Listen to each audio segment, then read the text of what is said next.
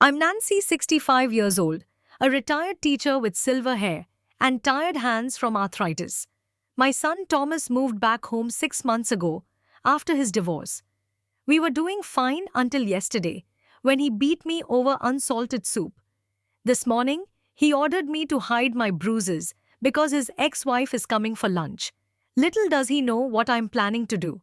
If you're watching this, let me know where you're from and subscribe for more life-changing family stories. My teaching career spanned 40 years at Lincoln Elementary School here in Columbus, Ohio. I taught third grade, most of that time shaping young minds and building a reputation as a caring but firm educator. The kids and parents loved me, and I received Teacher of the Year award 3 times during my tenure. Those were fulfilling years balanced beautifully by my marriage to Frank, my high school sweetheart. Frank and I built our modest 3-bedroom home in a quiet suburban neighborhood. We saved carefully, paid off the mortgage before retirement, and created a warm space filled with family photos and mementos from our travels. The kitchen was always the heart of our home, with its sunshine yellow walls and the herb garden on the windowsill. Frank used to joke that my cooking kept him alive, which makes the irony of what happened over that soup even more painful. 8 years ago, Frank suffered a massive heart attack while working in our backyard garden.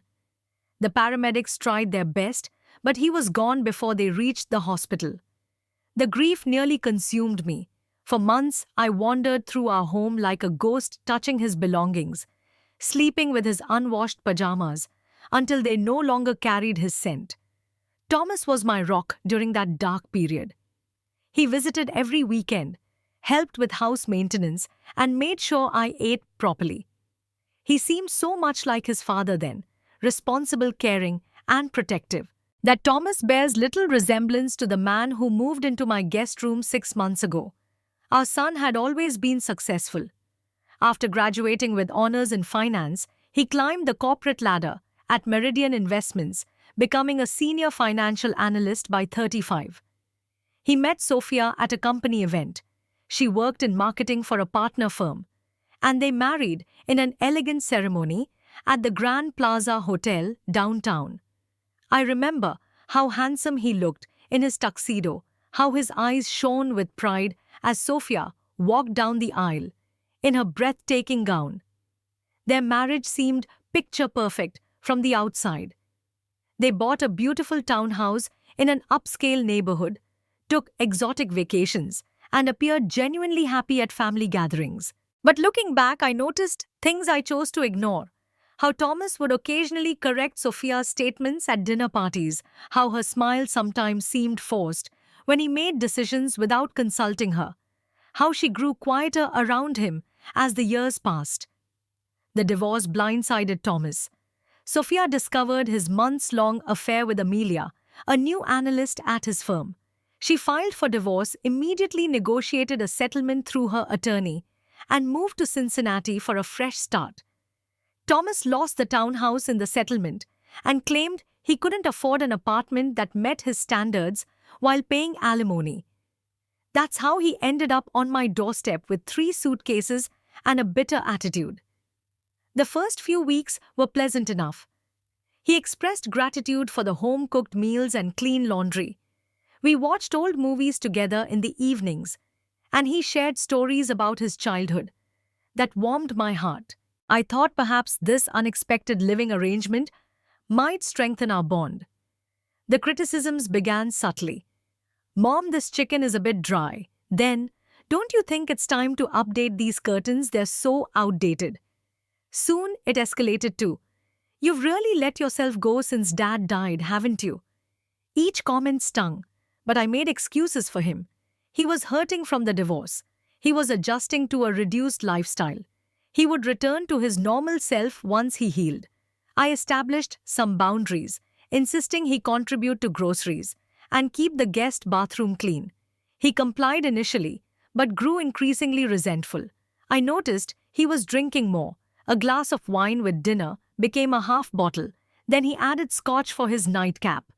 Some mornings, I found him sleeping on the couch, empty glass on the coffee table, unable to make it upstairs to bed. My friend Jean noticed the change in me. "Nancy, you look exhausted," she said during our weekly coffee date. "Is everything all right with Thomas living there?" I assured her things were fine, just an adjustment period.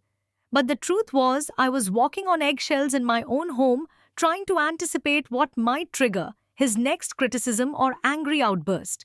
I never imagined how far his anger would eventually go. My daily routine changed dramatically after Thomas moved in. Before, I enjoyed peaceful mornings with coffee on the patio, listening to birdsong and planning my day at leisure. I volunteered at the library twice weekly, attended water aerobics for my arthritis, and met friends for lunch or shopping. My retirement had been active and fulfilling. With Thomas in the house, mornings became a rush to prepare his breakfast before he left for work. He expected fresh coffee, eggs prepared to his liking, and pressed shirts. "You're home all day anyway," he'd say dismissively when I mentioned I had my own activities. "It's not like you have anything important to do." My arthritis worsened with the additional housework. Some mornings my fingers were so stiff and painful, I could barely button my cardigan. I started taking more pain medication just to keep up with Thomas's expectations. The bottle of pills became a constant companion in my pocket, a secret helper I was becoming too dependent upon. The day of the incident began like any other. I woke at 6 to prepare Thomas's breakfast, then spent the morning cleaning and doing laundry. Around noon, I received a distressing phone call from Jean. Our mutual friend Barbara had been diagnosed with advanced lung cancer. The prognosis wasn't good. "They're giving her 6 months," Jean said, her voice breaking. "She wants to see everyone this weekend. Can you come to the gathering at her house?" The news hit me hard. Barbara, Jean, and I had been friends since our teaching days. We'd supported each other through marriages, children, and Frank's death. The thought of losing her sent me into a fog of sadness that lingered as I prepared Thomas's favorite beef stew for dinner. I chopped vegetables mechanically, tears occasionally falling into the pot. I seared the beef chunks, added broth and herbs, and set it to simmer. The familiar cooking rhythm was therapeutic, and I found myself lost in memories of dinner parties with Barbara and her husband, the laughter we'd shared around various tables through the decades. The phone rang again, Barbara herself wanting to hear my voice.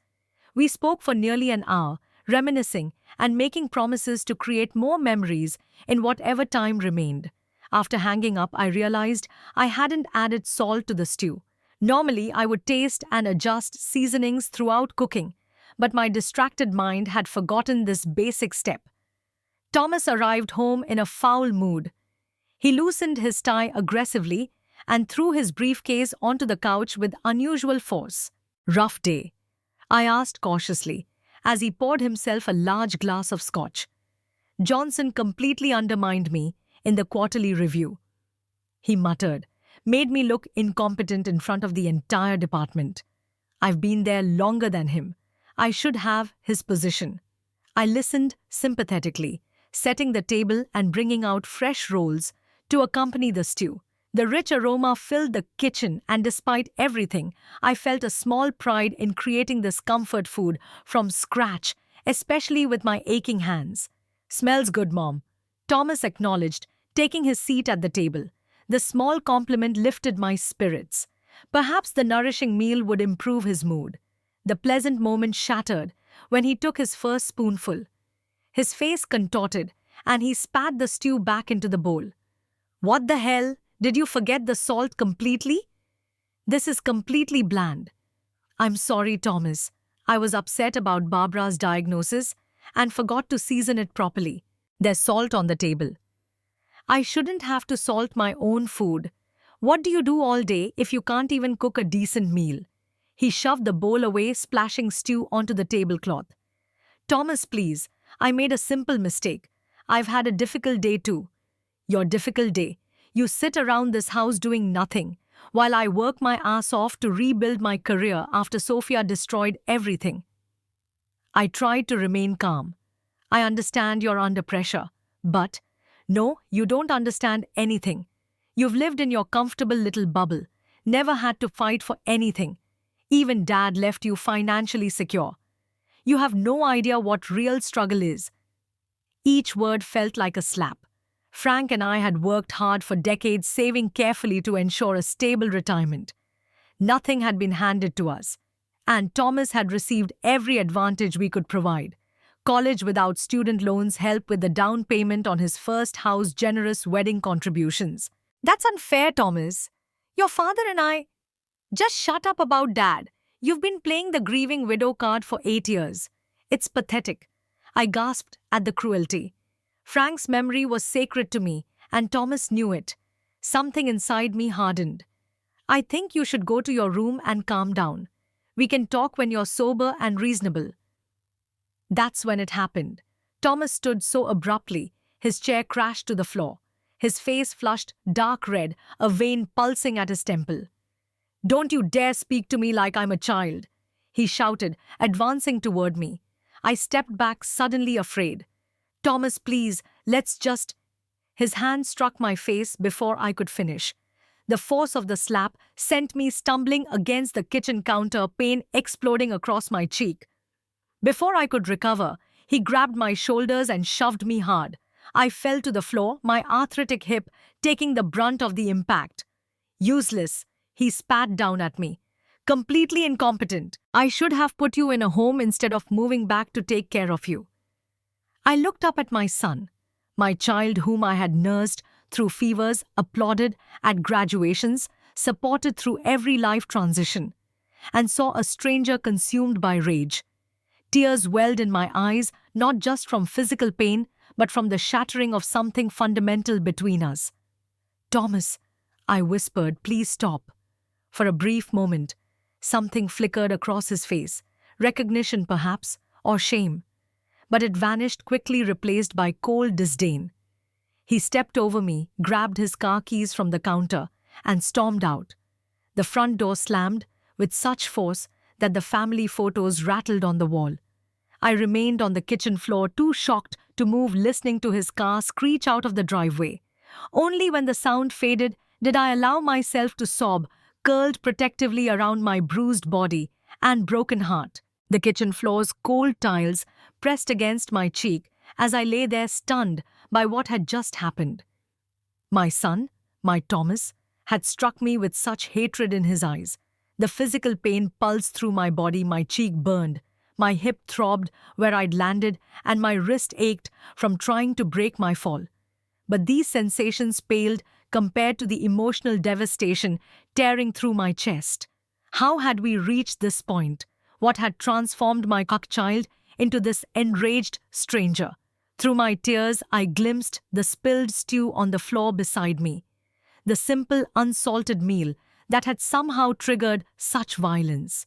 The absurdity of it struck me, producing a painful laugh that quickly dissolved back into sobs. After what seemed like hours, but was probably only minutes, I gathered my strength to move. My arthritic joints protested sharply as I rolled onto my hands and knees. The kitchen spun slightly, forcing me to pause and breathe deeply. Slowly, painfully, I pulled myself up, using the kitchen chair, wincing as weight shifted to my injured hip. I made my way to the bathroom, dreading what I would see. The mirror confirmed my fears. An angry red handprint marked my left cheek, already darkening toward purple. My bottom lip had split, leaving a small trail of dried blood down my chin. My normally neat silver hair was disheveled, and my eyes, those eyes that had watched over classrooms of children with kindness and authority for decades, now looked back at me wild with shock and fear. "This can't be happening," I whispered to my reflection, touching the bruise gently. The pain confirmed this wasn't a nightmare I could wake from. My own son had done this to me. I cleaned the blood from my chin with a trembling hand, applied a cold washcloth to my cheek, and swallowed 2 pain pills for my screaming joints. Then, moving like someone twice my age, I climbed the stairs to my bedroom. The house remained silent. Thomas hadn't returned. Relief mingled with worry. Relief for the temporary safety, worry about his state of mind and where he might be.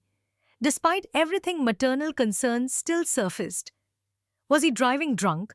Would he hurt someone else? Would he hurt himself? I locked my bedroom door, something I'd never done in this house before, and pushed a chair against it for good measure. Then I called Jean, my fingers hovering over the screen, before I lost courage and set the phone aside. What would I say? How could I admit my own son had assaulted me? The shame felt overwhelming. Instead, I sat on the edge of my bed and stared at the wedding photo on my nightstand. Frank's kind eyes looked back at me, and I wondered what he would say if he could see us now. "Frank," I whispered to the empty room, "I don't know what to do." Sleep came in fitful bursts that night. Every sound, the house settling, the refrigerator humming, a car passing on the street, jolted me awake with the fear that Thomas had returned, perhaps still angry, perhaps violent again. I rehearsed what I might say to him in the morning, how I would tell him he needed to find somewhere else to live, that I couldn't allow such behavior under my roof. In the darkness, these planned confrontations seemed possible. I felt strong and righteous in my imagined speeches, but another part of me worried. What if he had nowhere to go? What if he became homeless? What would people think if I threw my own child out? And beneath these concerns lay the most painful question: had I somehow failed as a mother to raise a man who could hit his own mother over unsalted soup? Around 4 in the morning, I heard the front door open and close quietly. Heavy footsteps moved through the downstairs, then climbed the stairs and disappeared into the guest room. Thomas had returned. I held my breath, listening for any approach to my door. But there was only the familiar sound of his bedroom door closing, and silence thereafter. I cried then, silently into my pillow, mourning the safe home I'd lost, the son I no longer recognized, and the certainty that whatever happened next, our relationship was fundamentally broken. Eventually, exhaustion pulled me into a deep, dreamless sleep, just as dawn began to break outside my window. The persistent beeping of my alarm clock woke me at 7. For a blissful moment, I forgot the events of the previous night. Then I shifted in bed, and the pain in my hip and face brought everything rushing back. I touched my cheek gingerly. The skin felt hot and tight, the bruise fully formed now. I listened carefully for sounds in the house. Water running through pipes told me Thomas was awake and using the shower. My stomach knotted with anxiety. What would he say about last night? Would he apologize? Would he act as if nothing had happened? Would he be angry still? After 30 minutes of delaying the inevitable, I forced myself to get dressed and face the day. I applied a light layer of foundation to my bruised cheek. Not enough to hide it completely, but perhaps enough to mute its stark violence. The split in my lip was harder to disguise. I descended the stairs slowly, favoring my good hip, and found Thomas in the kitchen, wearing his best charcoal suit. He looked up from his phone when I entered, his expression unreadable. No trace of last night's rage remained on his face. It was as if a different person had committed those acts. "Good morning, Mom," he said casually, as if he hadn't left me bruised and crying on this very floor just 12 hours earlier. "I made coffee." I stared at him, unsure how to respond to this surreal normalcy. Finally, I managed a weak morning and moved cautiously to pour myself a cup, maintaining distance between us. "Listen," he said, checking his expensive watch. "Sophia called me last night. She wants to talk about getting back together." This was the last thing I expected to hear. Sophia, but I thought, she's been thinking about our relationship and believes we might deserve another chance. She's coming here for lunch today to discuss it. Here today. Panic fluttered in my chest. The house was a mess. I hadn't cleaned up the spilled stew from last night. And I was in no condition for visitors. Thomas nodded, then finally looked directly at my face. His eyes narrowed at the visible bruising that my makeshift makeup job couldn't hide. Instead of showing remorse, his expression hardened. "You need to cover that up better," he said coldly, "and clean this place up. I need everything to look perfect when Sophia arrives." I couldn't believe what I was hearing. "Thomas, about last night." "We don't need to discuss that now." He cut me off. "What matters is making a good impression on Sophia. This could be my chance to fix everything." "But Thomas, you hit me. You pushed me to the floor. We can't just. Mom. His voice sharpened dangerously, and I instinctively stepped back. My wife is coming for lunch. Cover everything up and smile. This is important to me. He straightened his tie in the reflection of the microwave door. I need to get to work early for a meeting with my boss. Sophia will be here at noon. Please make sure everything is, appropriate. His eyes lingered meaningfully on my bruised face. Before I could formulate a response, he grabbed his briefcase and headed for the door. Fix yourself up before she arrives, were his parting words. Then the door closed, and his car started in the driveway. I sank into a kitchen chair trembling. He expected me to pretend nothing had happened, to welcome his ex-wife with a smile while hiding evidence of his violence, to help him reconcile with Sophia without her knowing what kind of man he had become. The phone rang, startling me from my thoughts. It was Jean calling for our regular morning chat. I almost didn't answer, afraid my voice would betray me, but the thought of human connection was too compelling to resist. Nancy, you sound terrible, Jean said immediately. What's wrong? Just a rough night, I managed. Didn't sleep well. Is it Thomas? Is he still giving you trouble? Something in her direct question broke through my resolve. My voice cracked as I replied, You could say that. I'm coming over, Jean declared. Don't argue. I'll be there in 20 minutes. No, Jean, really, I'm fine. Besides, Thomas's ex-wife is coming at noon and I need to clean up. All the more reason I should come help. I'll bring those cinnamon rolls you like from Maggie's bakery. I didn't have the strength to argue further. Perhaps having Jean here would be good. A buffer, a witness, someone to help me think clearly. Okay, thank you.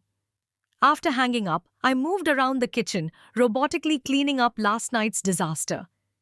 As I wiped Thomas's spilled stew from the floor, the unsalted soup that had somehow warranted violence, something shifted inside me. I thought about Thomas's demand to cover everything up and smile. I thought about Sophia coming here, possibly reconciling with a man capable of such rage. I thought about my own complicity if I said nothing. In the hallway, I caught sight of a photo album on the bookshelf. I pulled it out and opened to pictures of Thomas as a little boy, smiling with his first bicycle, proudly showing a science fair ribbon, hugging me and Frank at his high school graduation. What had happened to that sweet child? Had the seeds of his current behavior been there all along, and I'd been too blind to see them? Had I enabled this? Somehow, as I flipped through the pages, reaching his wedding photos, another realization struck me. There had been signs in his marriage, subtle indicators I'd dismissed. How Sophia gradually spoke less at family gatherings, how she'd once worn sunglasses indoors at Thanksgiving, claiming a migraine, how she flinched slightly when Thomas raised his voice in excitement. Had he treated her the way he treated me last night? The doorbell rang, Jean arriving earlier than expected. When I opened the door, her cheerful expression immediately fell. Oh my God, Nancy, what happened to your face? Her eyes widened in shock as she took in my bruised cheek and split lip. I tried to smile, but winced instead. Come in, Jean. I think I need your help more than I realized. Jean's reaction to my bruised face confirmed what the bathroom mirror had told me. My hasty makeup job had failed to hide the evidence of Thomas's attack. Her initial shock quickly turned to protective anger as I recounted the previous night's events at my kitchen table. He hit you over soup. Jean's voice rose in disbelief. Nancy, you need to call the police right now. I shook my head, wincing at the movement. I can't do that to him. He's still my son.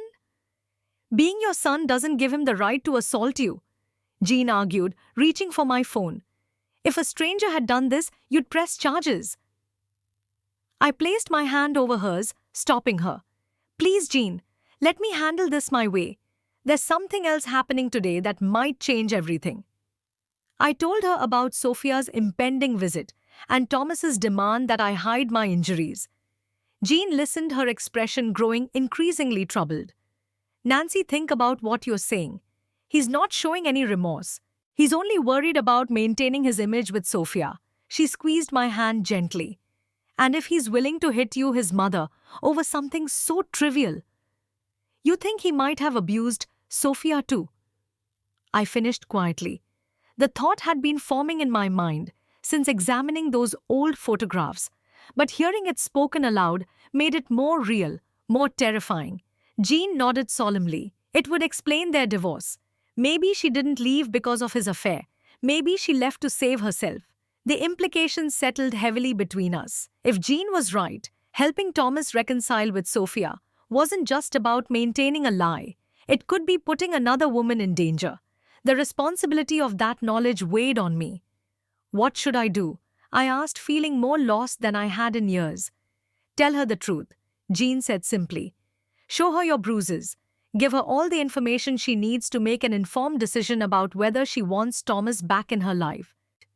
The thought terrified me, exposing my son's violence, admitting my own victimhood. But Jean's unwavering gaze steadied me.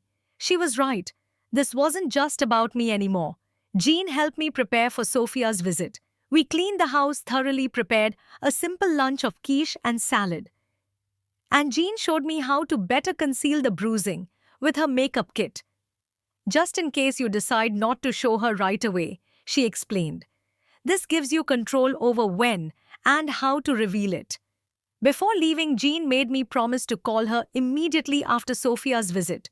And Nancy, she added at the door, remember that Thomas made his choices.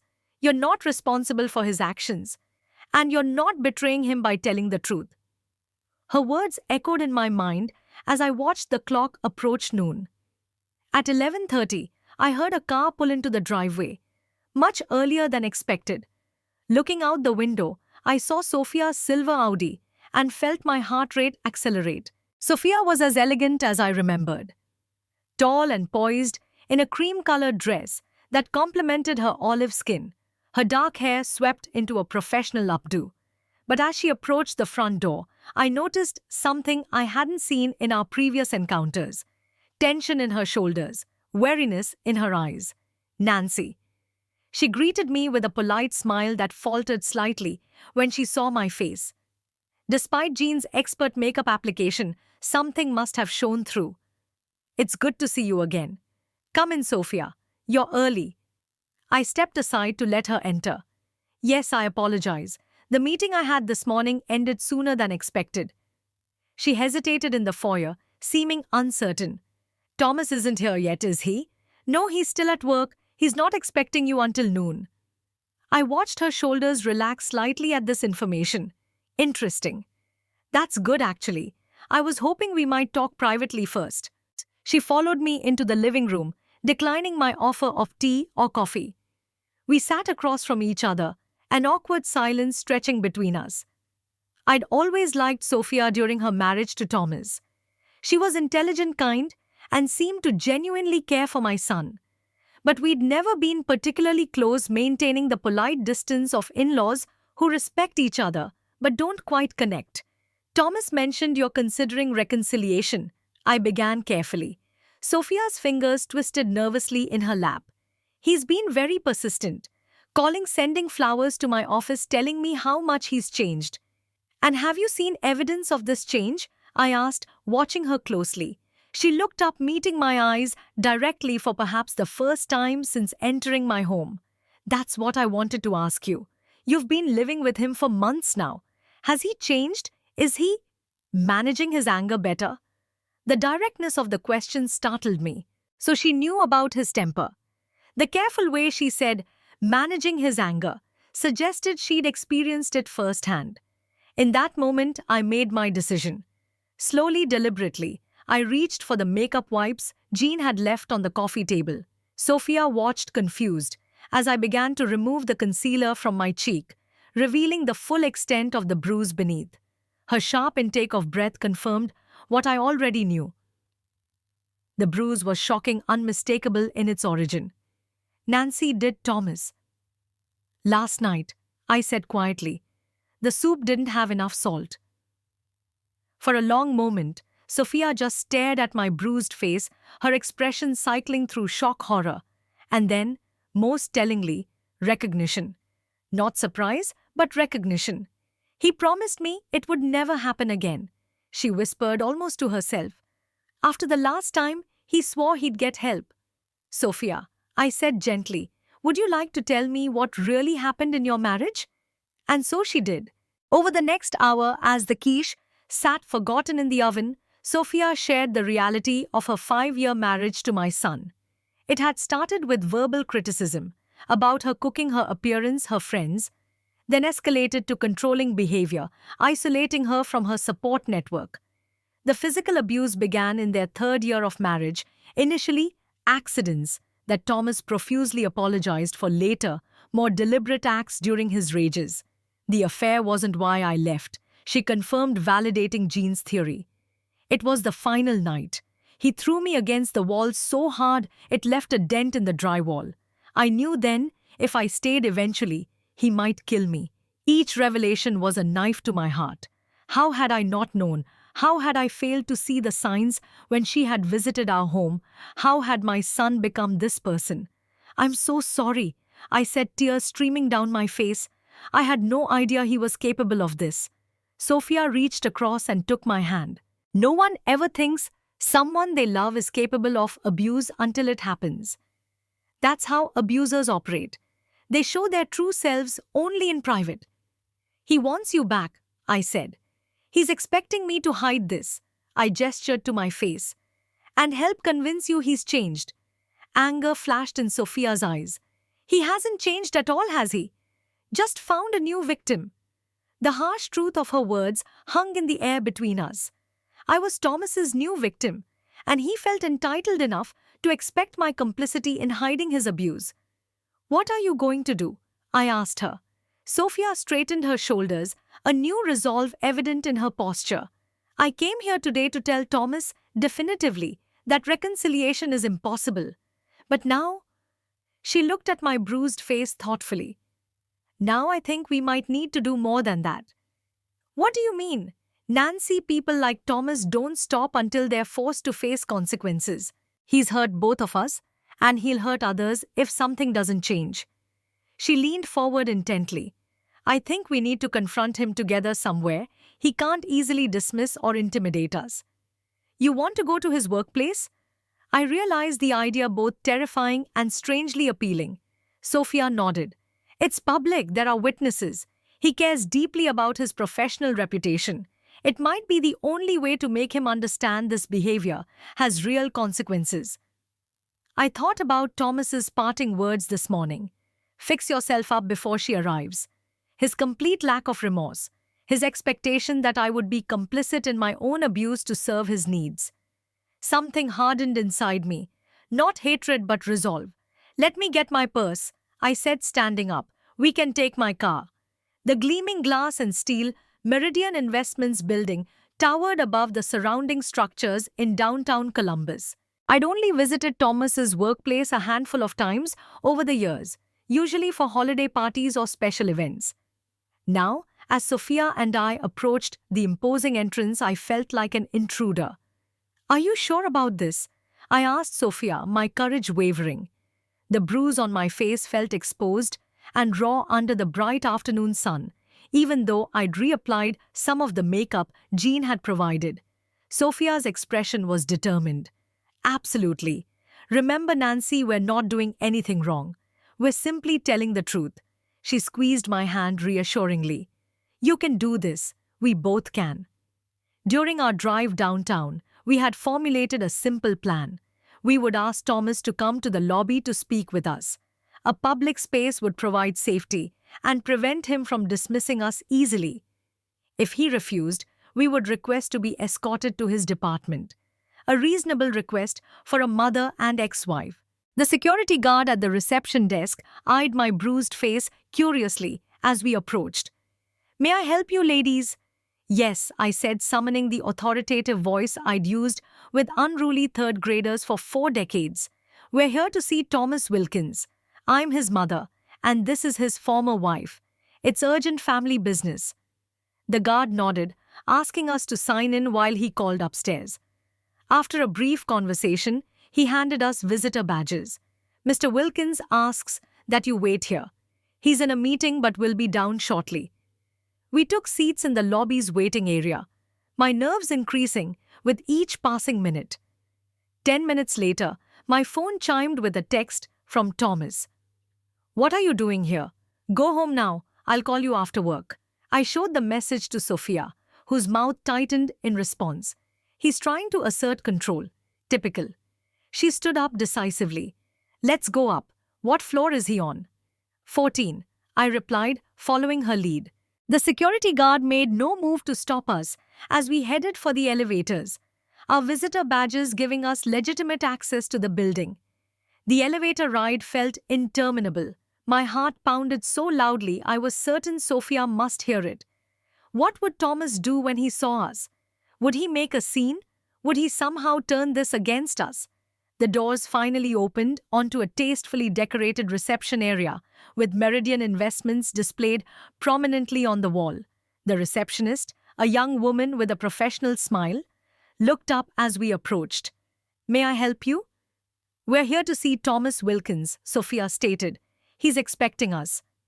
This wasn't entirely true, but the receptionist merely nodded and reached for her phone. "And your names?" "Sophia Wilkins and Nancy Wilkins," she replied smoothly, using her former married name with confidence. As the receptionist made the call, I scanned the office space visible through the glass partitions. Men and women in business attire moved purposefully between cubicles and conference rooms, the everyday rhythm of corporate life continuing unaware of the confrontation about to unfold. "Mr. Wilkins is in a meeting with Mr. Jacobson," the receptionist informed us after hanging up. "He asked if you could please wait for about 20 minutes until they've finished." Sophia and I exchanged glances. Mr. Jacobson, Thomas's boss. This complicated matters, but perhaps it was for the best. "That's Bain," I said. "We'll wait right here." We took seats in the reception area. I could feel my resolve strengthening with each passing minute. Thomas's attempt to dismiss us with a text to control the situation from afar had only confirmed we were doing the right thing. Beside me, Sophia sat tall and composed, though I noticed her hands trembling slightly in her lap. "Are you okay?" I asked softly. "Just memories," she whispered back. "Being here about to see him again. It brings things back." She took a deep breath. "But I'm ready. We both deserve this closure." Before I could respond, a door opened down the hallway, and Thomas emerged alongside an older man in an expensive suit, presumably Mr. Jacobson. Thomas was smiling, engaged in what appeared to be pleasant professional conversation, until his eyes landed on us sitting in the reception area. The smile vanished instantly, replaced by a cold, hard stare that I recognized from last night's confrontation. He said something brief to Mr. Jacobson, who nodded and continued toward another office, then strode rapidly toward us, fury barely contained beneath his professional veneer. "What are you doing here?" he hissed low enough that the receptionist couldn't hear. "I told you to go home." I started to respond, but Sophia spoke first, her voice clear and steady. "We need to talk, Thomas, all three of us." "This is completely inappropriate," he snapped. "This is my workplace. You can't just show up unannounced and... like you showed up at your mother's home unannounced 6 months ago." Sophia interrupted. "The difference is we're not asking to move in. We're just asking for a conversation." Thomas's face flushed with anger. He grabbed my arm roughly, trying to steer me toward the elevator. "We're leaving. Now." I winced at his grip, the same punishing hold from last night, and pulled away. "Don't touch me, Thomas," I said loudly enough for nearby colleagues to hear. "Not after what you did last night." Several heads turned in our direction. Thomas froze, his expression a mixture of rage and panic as he realized the potential for public exposure. "Keep your voice down," he warned. "You're making a scene?" "I'm not the one who made a scene," I replied, deliberately touching my bruised cheek. "You did that when you hit me over unsalted soup." The office had grown quieter, conversations pausing as people pretended not to listen while obviously doing exactly that. Thomas's professional mask was slipping, his breathing becoming more rapid, his eyes darting around at the watching faces. "You're confused," he said loudly, clearly performing for his colleagues now. Mom's been having some memory issues lately. I think we should get you to your doctor. I'm not confused, Thomas, I stated firmly. I know exactly what happened. You beat me because the soup didn't have enough salt. Then you had the audacity to demand I cover up my bruises because Sophia was coming to lunch. Sophia stepped forward, placing herself slightly between Thomas and me. And that's why I'm here, Thomas. Not to reconcile, but to make it clear that I will never come back to you. And to stand with your mother, who deserves better than to be your new punching bag now that I'm gone. Thomas's face contorted with rage. You vindictive bitch. He snarled at Sophia, momentarily forgetting his surroundings. You turned my own mother against me, after everything I did for you. Everything you did. Sophia laughed bitterly. You mean the controlling behavior, the isolation from my friends and family, the trips to the emergency room that I had to explain away as accidents. The office was completely silent now. Even the receptionist had stopped pretending to work. Down the hallway, I noticed Mr. Jacobson emerging from his office, drawn by the commotion. Thomas made one last desperate attempt to salvage the situation. They're lying, he announced to the room at large. My ex-wife is bitter about our divorce, and she's manipulated my elderly mother into helping her get revenge. I'd spent 40 years commanding classrooms, projecting my voice to reach the back row during school assemblies. That training served me well, as I spoke clearly enough for everyone to hear. I'm 65 years old, Thomas. I taught third grade for 40 years. I've graded thousands of papers, managed hundreds of parent-teacher conferences, and dealt with my share of tantrums. I know the difference between truth and lies. And I know what happened when you came home last night and found the soup wasn't salted to your liking. Mr. Jacobson had reached our group now, his expression grave. Thomas, what's going on here? Before Thomas could respond, his composure finally shattered completely. This is ridiculous, he shouted, gesturing wildly towards Sophia and me.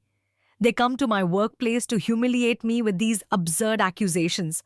Of course I'm upset. He's always upset, Sophia said quietly to Mr. Jacobson. That's the problem. And when he's upset, people get hurt. She nodded toward my face. Mr. Jacobson studied my bruised cheek, then looked back at Thomas, whose aggressive posture and reddened face were hardly helping his case. Thomas, I think we need to continue this conversation in private. Ladies, would you mind waiting in the conference room while I speak with Mr. Wilkins? Actually, I said, finding a strength I hadn't known I possessed. We've said what we came to say. Thomas needs help, professional help, to manage his anger before he seriously injures someone. We're not pressing charges this time, but if it happens again, that will change. I turned to Thomas, looking directly into the eyes of the little boy I'd raised. Now a troubled man I barely recognized. I love you, Thomas. You're my son. But you can't come back to my home until you've gotten help and can prove you've changed. For a fraction of a second, something vulnerable flickered across Thomas's face. Perhaps the realization of what he'd done, what he was losing. But it quickly hardened into cold fury. Fine, he spat. I don't need either of you. Mr. Jacobson placed a firm hand on Thomas's shoulder. My office, now. To us, he added more gently. Thank you for coming forward.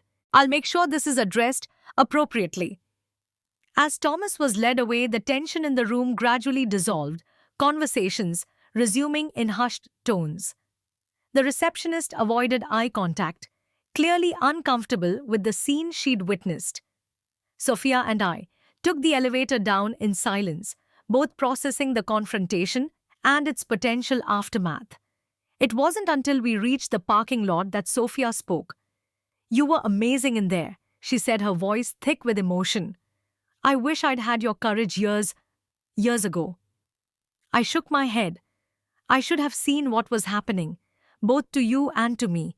I'm so sorry, Sophia. She embraced me carefully, mindful of my injuries. We can't change the past, but today we change the future. For both of us, and maybe for others too. As we drove away from the Meridian Investments building, I felt a complex mixture of grief for the son I'd lost and relief for having finally stood up for myself. Whatever happened next, I knew I'd taken the first step toward healing.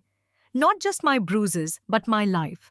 The weeks following our confrontation at Thomas's workplace unfolded in ways I couldn't have predicted. Thomas didn't come home that night or any night thereafter. Jean helped me change the locks the very same day, her practical support, a lifeline during those first, uncertain days.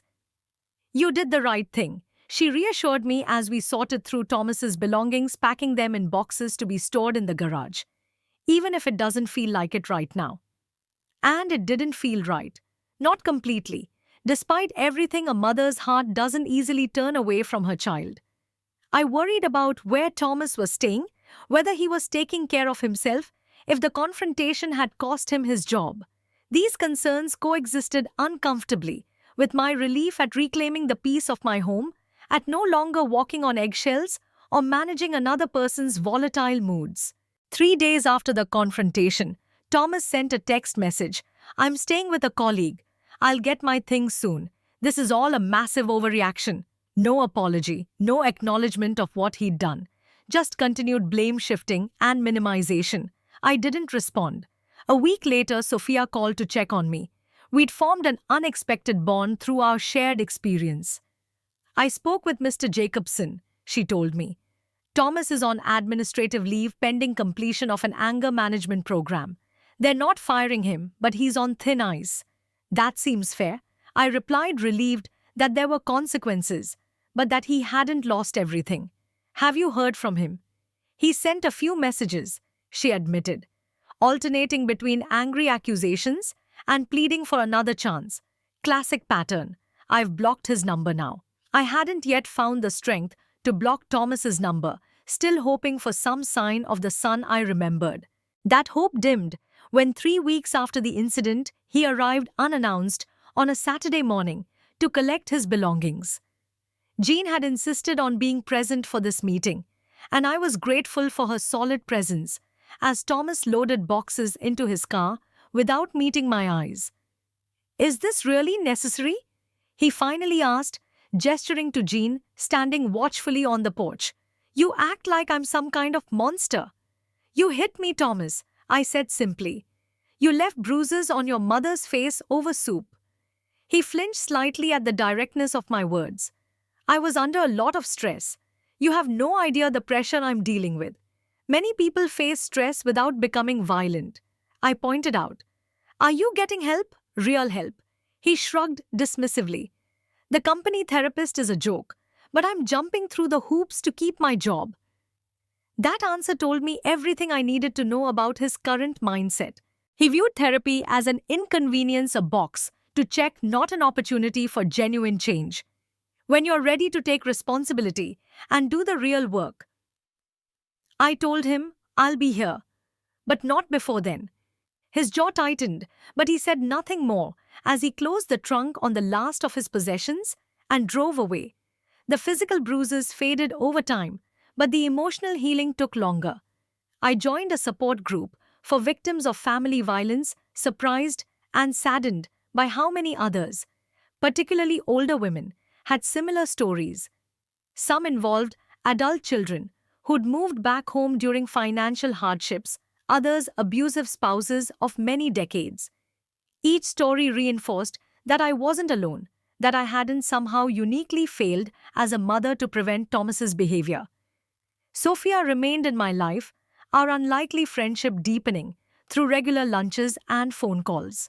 6 months after the confrontation, she tentatively began dating a kind-hearted accountant from her firm. I'm taking it very slowly, she told me, and I'm still seeing my therapist weekly to make sure I recognize any warning signs. As for Thomas, progress came in small, inconsistent steps. 3 months after moving out, he requested a supervised meeting at a coffee shop. Jean accompanied me, sitting at a nearby table within eyesight. I've been seeing a different therapist, he admitted, stirring his coffee rather than meeting my eyes. Not just the company guy, someone who specializes in anger management and domestic violence. He said the last words with obvious difficulty. That's good, Thomas. I replied cautiously. How is it going? It's hard, he said, a flash of the old defensiveness returning. She makes me talk about stuff from childhood, from my marriage. Says I have entitlement issues and displaced anger. He shrugged. Maybe she's right. I don't know.